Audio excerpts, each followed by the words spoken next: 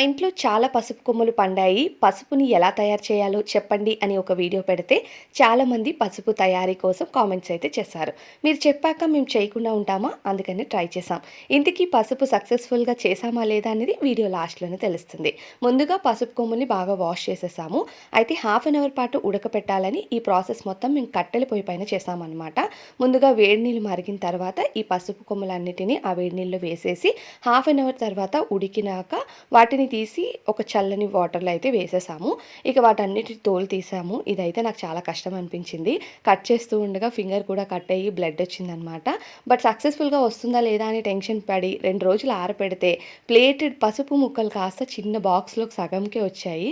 అయితే ఇవి ఎండిపోయాయి. పసుపు వస్తుందా లేదా అనుకున్నాం కానీ ఫైనల్లీ పసుపునైతే తయారు చేసేసాను. అసలు ఆర్గానిక్ పసుపు నేను తయారు చేయగలుగుతానా అని నాకు అస్సలు నమ్మకం లేకుండే. బికాజ్ ఈ పసుపు చేయటానికి సక్సెస్‌కి వెనక రీజన్ మాత్రం కామెంట్ చేసిన వాళ్ళే. నిజంగా కామెంట్ చేసిన ప్రతి ఒక్కరికి కూడా థ్యాంక్ యూ సో మచ్. చెయ్యలేము అనుకున్నది కూడా చేయగలం అనిపించింది. మీరు కూడా ఒకసారి ట్రై చేసేయండి.